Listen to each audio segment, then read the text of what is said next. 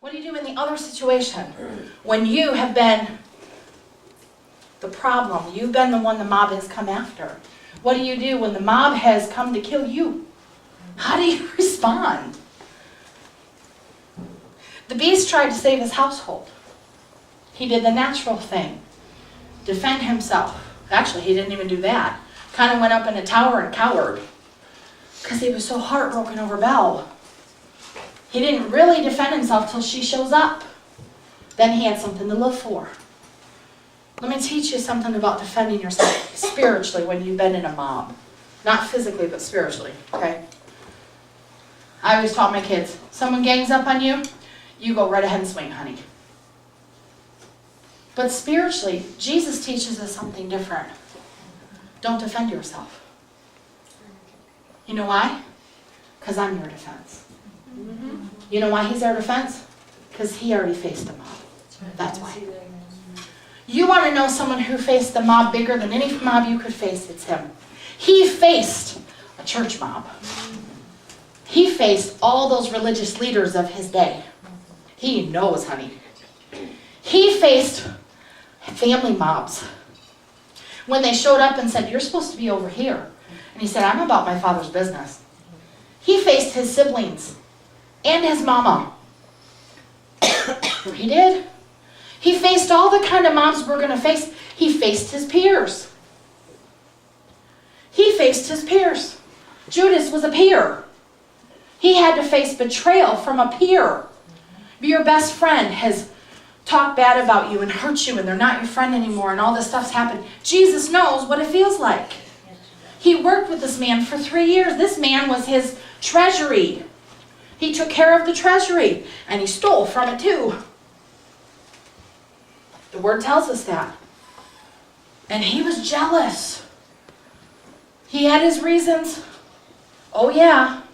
But he still was that person. He was jealous. And he was willing to go after what he wanted. I think one of the most hurtful places to be in a mob is in the quiet position. Some of you are like, well, I'm not sure if I've ever really been in a mob. Have you ever seen a mob, though, and you didn't speak up? Silence is consent. I once went through that. Took a young lady to coffee years later and sat down with her with tears running down my eyes, said, I'm sorry. She said, for what? You have never done anything to me. She's one of my youth. I said, sorry. What are you talking about? I said, I didn't know everything that was going on, but what little bit I did, I didn't stand up. Because I didn't know how.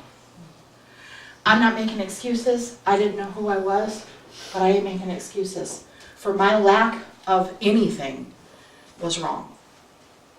And my silence became consent for your death. Because everybody went to kill her emotionally. And I stood up.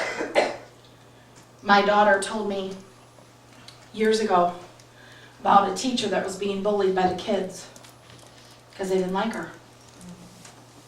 And Marlena stood up in front of all of them, said enough. Good. But she was so upset about it. And I said, good for you. I said, even if they don't listen, here's the point.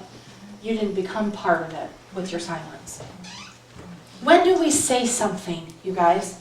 We see something happening, but we don't say it. Someone's getting picked on in the corner, and they're getting ripped apart by a mob. I don't care if it's one person, it's a mob. It's not about the number. It's a situation. If we all defended each other, we wouldn't have to worry about anything. Because we'd all be standing up. You ain't attacking anybody, because then you got all of us to deal with.